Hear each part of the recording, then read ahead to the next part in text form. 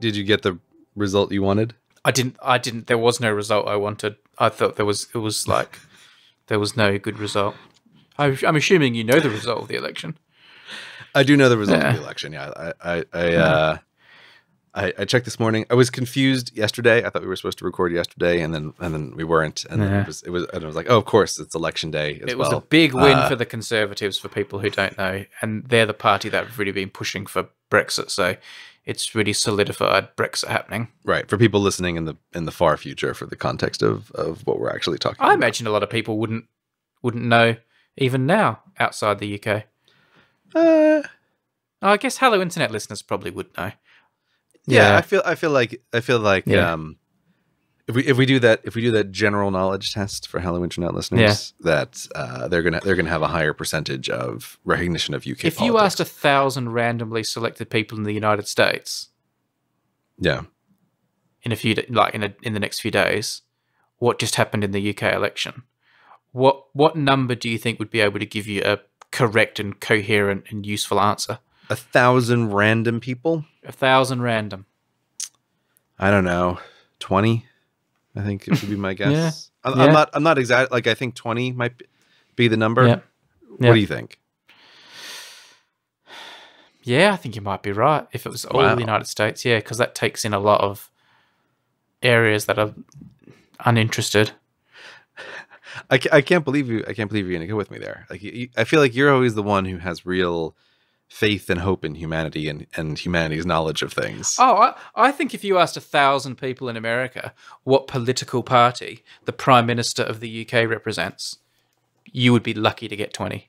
Yeah, but now you're starting. That is a hard question, though. I don't know the political party that the leader of France or Italy are from. I can't name the party, so I'm not.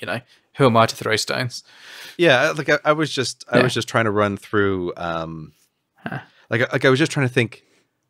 Is it like Merkel in Germany? I think it's like the Christian Democrats. I think is the name. Yeah, but I think I'm pretty sure that's the only world leader whose party I can also mention. I don't know. Can you come up with any others? Well, Australian prime ministers I can usually do. Who's the current Australian prime minister? I actually don't know. Scott Morrison. Okay. And what party? I'm not sure.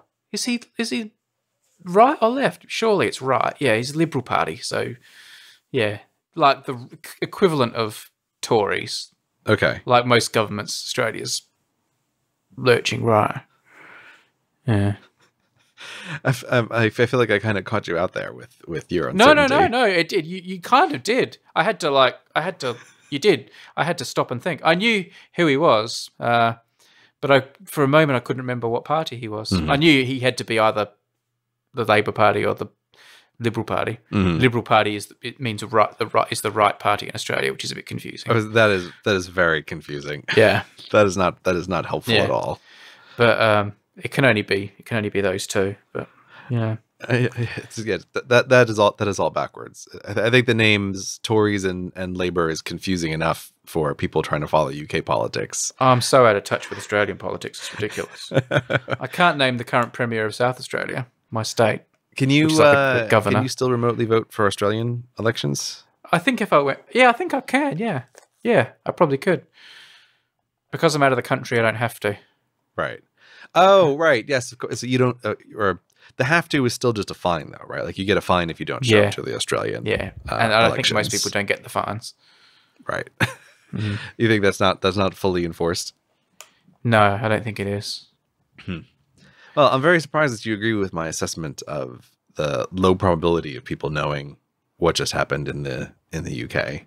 Oh no, I always think American people are not. Oh, is this a dig on Americans? It's probably more of a dig on Americans. Oh, I think a lot of Americans are very unaware of what happens outside America. I don't think that's true of our audience, but I think it generally is true. As a generalization. I'm not going to disagree, but I'm still I always get riled up by this, and I think it is much more legitimate than people outside of America like to pretend. I always get really annoyed by the like, oh, dumb Americans don't know what's happening outside of America. I don't think they're dumb. I just don't think they care. or ignorant, or they don't care. Pick whatever you want, even if it's not dumb. You're often a personification of that. Like, you know, you take delight in not knowing about England. Like, you know, it's almost you revel in it, don't you? I think that's an American trait. Yeah, we're so good. Of course, we don't care what the counties of England are. Why would we? But you should know our states because we're awesome. Okay, well, again, I think you're misrepresenting. I think you're misrepresenting taking delight in not knowing about England, which I don't think is a fair assessment.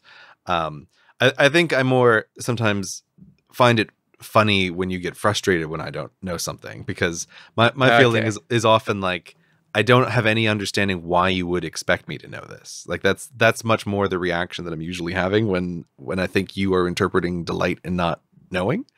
But I will defend to the death Americans not knowing much about the world outside of America for very many reasons. And I get annoyed by, when someone from Papua New Guinea is like, oh, I can't believe Americans can't find Papua New Guinea on a map. And it's like, I just don't think that's a remotely reasonable comparison to make. It's like there's whatever it is. There's 100 countries in the world, and everybody from those countries is always annoyed that Americans don't know anything about those countries. I think people should be embarrassed. I don't think you can expect people to know it because, you know, we're finite. But I think there should be a sheepishness if you can't point to Papua New Guinea on a map. Like, no matter where you're from. Like, I think that, like, even though you couldn't really be expected to know, I think you should be like, there should be like a polite embarrassment. Like if you met someone at a dinner party and you said, what country are you from? And they said the name of a country you'd never heard of. I think the right thing to do would be to say, oh, I'm so sorry. I've never even heard of that country. How terrible of me. Tell me about it. I don't think the right thing to say would be, I've never heard of that country, and nor should I. Well, yeah, but now again, you're constructing like a totally different, right?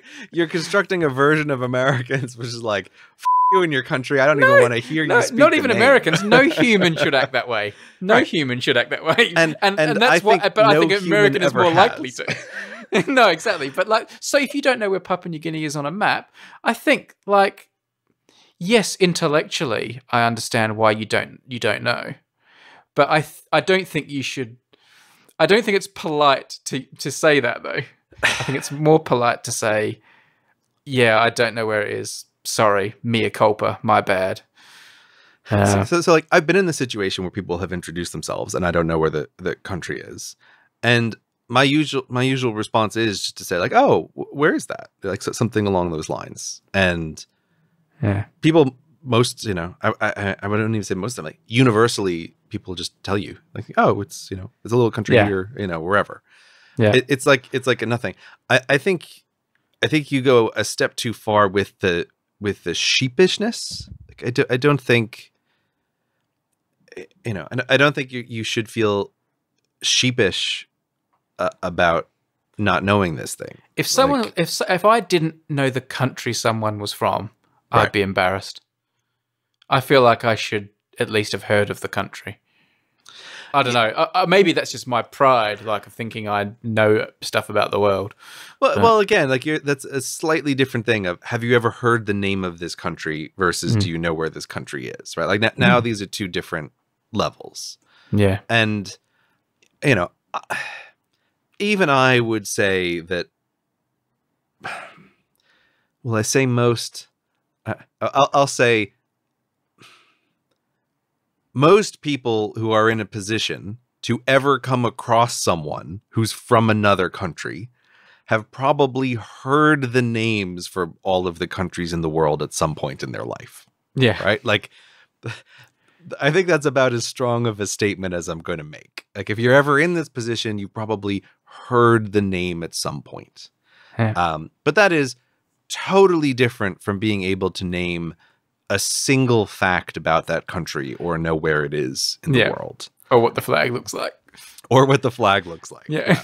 Which is, of course, the most relevant piece of information. Yeah. But it's like, I don't think you should feel sheepish for that. In the same way that if a doctor says something to you and he says, "Oh, we need to perform surgery on your trapezius," I don't think the appropriate response is to say like, "Oh, I'm terribly sorry. I don't know where the trapezius is." There's a basically infinite amount of knowledge to be had in the world, and I don't think you should feel sorry for not knowing a thing that somebody else knows about. Is there a line in the sand where you can call someone ignorant? What do you mean by that? Okay, well, if someone said you've got a problem with your trapezius, right? Yeah. And you said, "Oh, I don't know what that is." Fair enough. If the doctor said you've got a problem with your brain or your heart, and the person said, "My heart? What on earth is a heart?" Can I call that person ignorant? Or are you saying, "Well, there's an infinite number of body parts. How can someone possibly know what the heart is?" Like, at what point? Right. At what point should you know something? Right. Well, I'm laughing because you know what is the heart in this analogy? America is the heart. Right. Well, So- certainly not the brain. So that's why I'm like, yes, you can construct these scenarios in one way or another. America is the ego.